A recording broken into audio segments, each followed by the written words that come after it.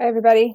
This week we are looking at week 13, which is creating flow. I apologize, I'm having some issues with my camera this week, so I do not have, I don't think I have the camera. It's on, but I can't see it. So I'm not quite sure what's happening. I don't think you have image, but I believe you can see the PowerPoint. So here, fingers crossed that this is working.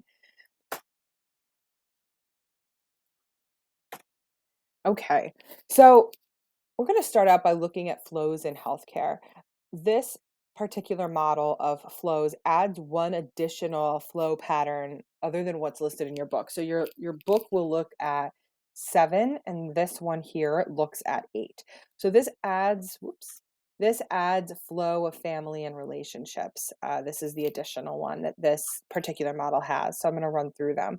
So when we look at flows of healthcare, obviously we're thinking about how things can move through a system cleanly. So obviously, we think flow, I automatically think about water, um, and water flowing smoothly through a system, right? If you put rocks or stones in a creek, it's going to disrupt that flow, and that's what our bottlenecks do.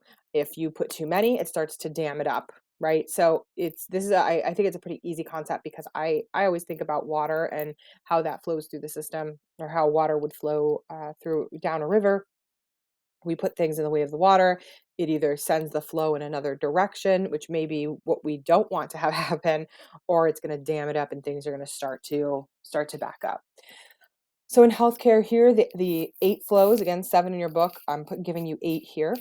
Um, so the first one is the flow of patients. So patients need to experience good flow. It's the overarching top goal of every healthcare system. It includes access to care, them getting the highest quality of care without delays, barriers along the way. For the first 12 weeks, we've all talked about ways that there have been barriers and things that need to be fixed in healthcare from the patient perspective. All of us have stories we can tell about having some sort of barrier in our way when trying to seek healthcare for ourselves or a loved one. So I think that's very straightforward and what we're trying to remove from the patient side. Flow for family or relationships. Um, it's been proven time and time again that having caregiver support, having family at the bedside actually makes patients happier, healthier, has better mental health, which can lead to better outcomes. So, how does family get information? So, I think of these if, again, going to surgery, I always go to surgery, I apologize. But you have patients in the waiting room, or during COVID, we didn't have patients in the waiting room. How do we get updates out to our family? There's a lot new technology in the OR now where the nurse in the room can auto text families. They're given a generic phone number where they can text the family and give them updates directly from the operating room. It's HIPAA compliant. Um, how can family access their loved ones? How can they get information? How do we keep that HIPAA compliant while giving a really good flow? Next, flow of providers. So we've looked at this. Some of you did spaghetti diagrams that looked at providers. So how is the provider's work flowing freely? Is the provider having to run all over the place in order to accomplish their daily work? Flow of medication, timely, accurate delivery of medication.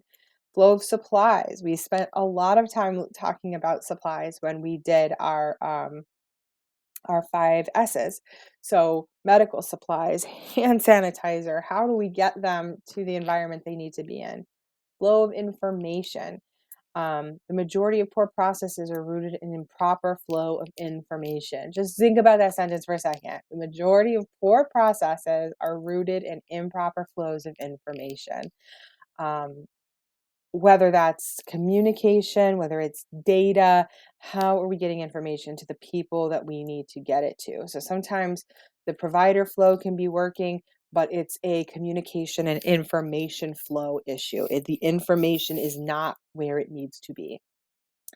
Flow of equipment. So this is so supplies. We think of that as like small, kind of smaller disposable items for the most part. Could be something that has to get reprocessed. Equipment, we're thinking, large items, X-ray machines, scanners, OR tables, beds, things like that. What's the flow of equipment? How do we make sure that a C-arm, which is a big piece of radiology equipment, we don't have one for every operating room. So how do we make sure that those are where they need to be, that we don't overschedule them, that they're being moved from room to room appropriately? And flow of process engineering. So this is really the bulk of the design chapter, which is, are your spaces designed with flow in mind? Is the physical plant lend itself for flow?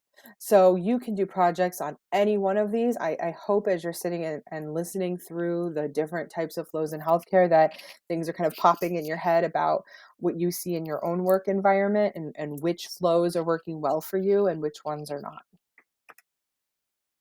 I want to give this other resource. Chapter 9 spends a lot of time going through case studies of flow improvement. So, because they're so well defined in your book, I really don't want to spend a ton of time going through them here. I do recommend reading them. I think having the examples is really, really helpful. For those of you who really like this stuff, I I would recommend this book. So this book is called The Goal, A Process of Ongoing Improvement. It's 30 years old. I think it was 30 years old in 2014. So it's 36 years old at this point. Um, this book, oh my goodness, excuse me. This book here is written in novel form, written in a factory, and it talks about bottlenecks. So it is a novel um, about these managers who are trying to figure out what the issue is with their factory, where they think they're doing everything right, and they really have to look at the process differently. So it again, it's a novel. It's a quick read. It doesn't read like your typical business book, but it talks about very specific to bottlenecks and flow. So for those of you who are interested, it's a fast read. It's something you'd be able to cite in other classes. And I would recommend picking it up. So I wanted to show the other thing your book gives this chapter is a lot of graphs looking at flow. So I pulled this one from work. This is uh, something we look at every month, actually. So this is a 1 month snapshot. I'll be honest, I do not remember which month it is, but it's a 1 month snapshot.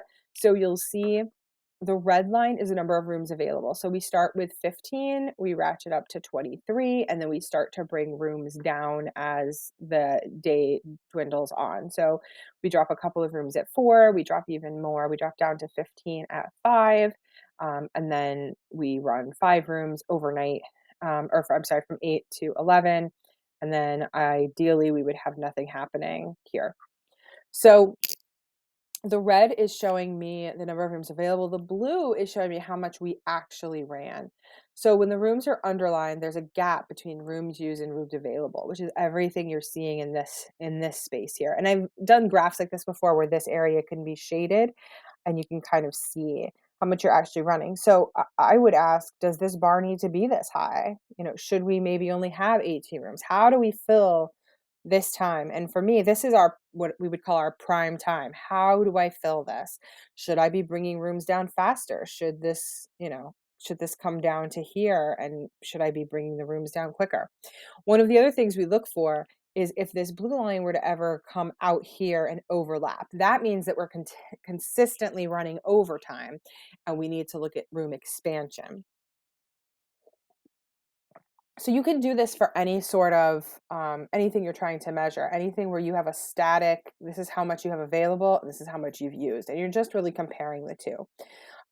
We use these in the operating room all the time. We look at them at our steering committee, and we make decisions about how many rooms we should have, what should we staff, and on the flip side, are there surgeons out there looking for time, and how do we fill it?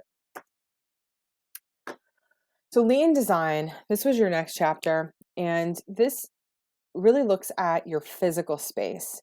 Um, One of the most important things when looking for a lean design is understanding the current state that you have.